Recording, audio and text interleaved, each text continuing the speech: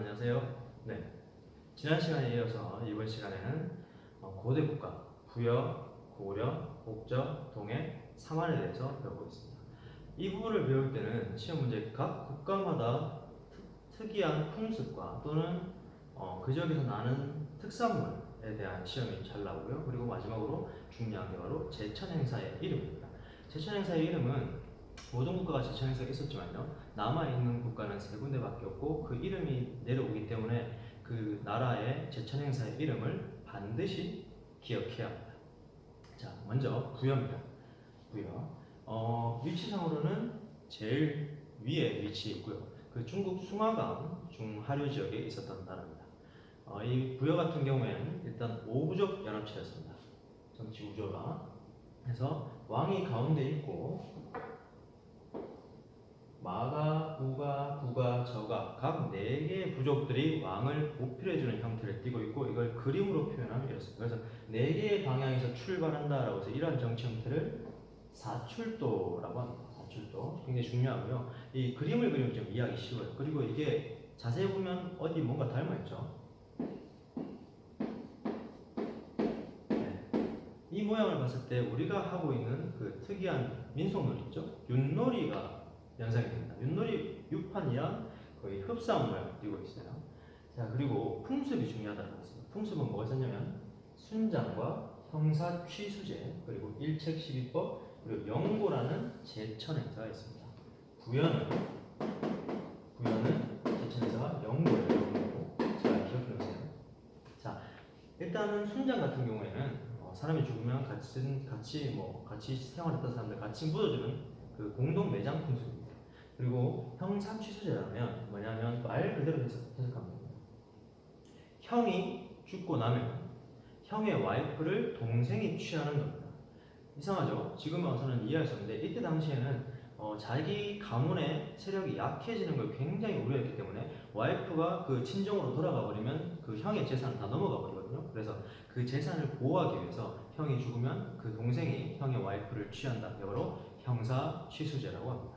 그리고 일책시비법이라는 건 한 개의 잘못을 하게 되면 12배를 배상하게 있습니다. 물건을 한 개 훔치면 12배를 배상하게 있어요.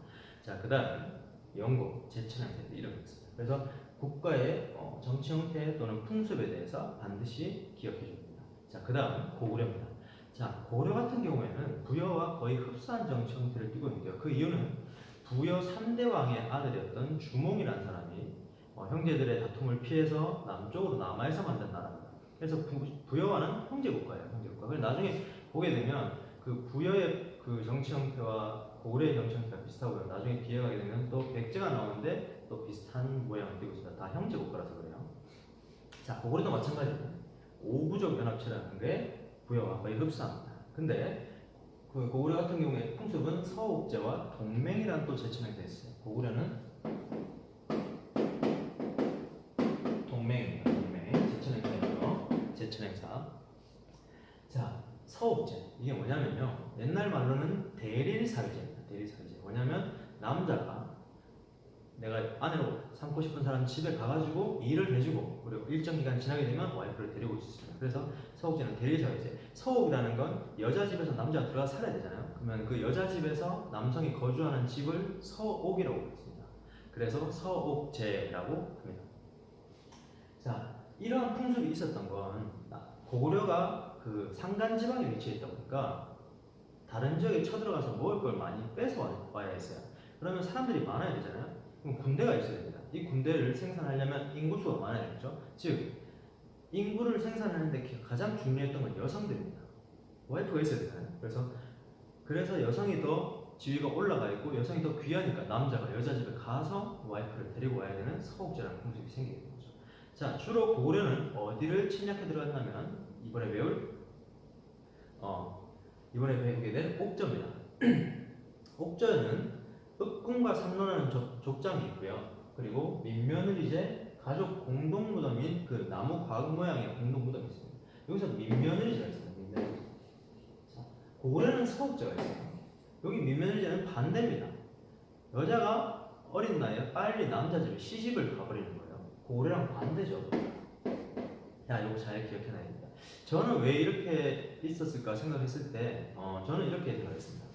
고구려가 여성이 중요하다면 과연 옥저에 찾아갔을 때 먹을 것만 가지고 나왔을까요? 아니죠. 여성들도 아마 잡아서 왔을 겁니다. 그래서 최대한 여성들이 안 잡혀가기 위해서 옥저라는 지역에서 고구려 침략 받기 전에 빨리 내 딸을 시집 보내지 않았을까라고 생각했습니다. 그래서 민며느리제라는 고구려와 반대되는 풍습이 생겨난 거죠. 네. 그리고 바닷가를 끼고 있어서 소금과 해산물이 굉장히 풍족합니다. 그래서 더더욱이 고구려가 많이 쳐들어왔던 거죠. 마찬가지 옥저 바로 밑에 있었던 동해입니다. 동해 같은 경우에는 풍습이 책화 그리고 제천행사 무천이죠. 또 나오죠. 제천행사. 자, 동해는 무천입니다. 무천. 자, 제천행사 이름 중요하다고 했어요. 자, 이 책화는 뭐냐면 동해 같은 경우에는 각 부족들 간의 경계선을 굉장히 엄격하게 생각했습니다. 그래서 옥책을 세워두고 그 지역에 넘어가면 과다한 배상금을 물거나 아니면 사람을 잡아가 버립니다. 그래서 이러한 풍습이 있었다 해서 책화, 옥책을 세워서 굉장히 그 부족 간의 영역을 강조했다라는 풍습이 있었고, 그 다음 무천이라는 제천회가 있습니다. 그리고 동해 문제가 나올 때는요, 특산물 문제가 잘 나옵니다. 단궁과 과하마, 반어피가 있는데 단궁은 우리나라 고유 짧은 활이에요. 그리고 과하마 같은 경우 과 열매과자입니다. 아래 한자 말만자를 써서 과일나무가 키가 작거든요. 이 과일나무 밑으로 들어갈 수 있을 만큼 작은 말을 과하마라고 했습니다. 반어피는 그 바다 표범, 네, 바다 표범의 이제 그 가죽을 반어피라고 해요. 자, 그다음 마지막 남쪽에 있는 사만입니다. 이 사만은 어떻게 형성되냐면요. 옛날에 고조선 설명할 때 고조선 밑에 진이라는 나라가 있었다고 했잖아요. 그래서 고조선이 멸망하고 난 뒤에 고조선 유민들이 내려와서 이 진에 있었던 사람들과 연합하고 나서 만들어진 나라입니다. 이 사만은 세 개의 한이라고 하는 것처럼 마한, 변한, 진한 세 개의 한으로 이루어져 있습니다. 자, 신지와 읍차라는 군장들이 있고요. 다른 나라와 다르게 특이한 점이 있습니다. 자, 천군이라는 제사장이 다르게 있었습니다. 따라서 사만은 재정 분리사회라는 걸 알 수 있습니다. 다른 데는 다 재정 일치사회거든요. 여기만 사만만 재정 분리사회예요. 제사와 정치를 따로 했습니다.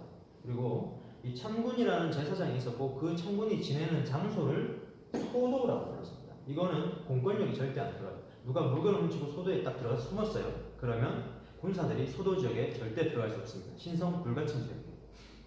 자, 그래서 이 재정분리사회라는 시험에 굉장히 잘 나옵니다. 3원 문제는 이게 제일 잘 나오고, 두 번째 마한, 변한, 진한이 있다고 있는데 그 중에서 마한이 54개의 소국으로 이루어져 있는데 제일 덩치가 컸거든요. 그래서 마한의 대표자였던 목지국의 왕이 이 사만을 대표했었고, 변한 지금의 김해 지역, 네, 김해 지역. 이 변한 지역에서 철이 많이 났습니다. 철. 굉장히 중요하죠. 이 철이 많이 생산된다. 이 철 생산이 굉장히 시험에 잘 나옵니다.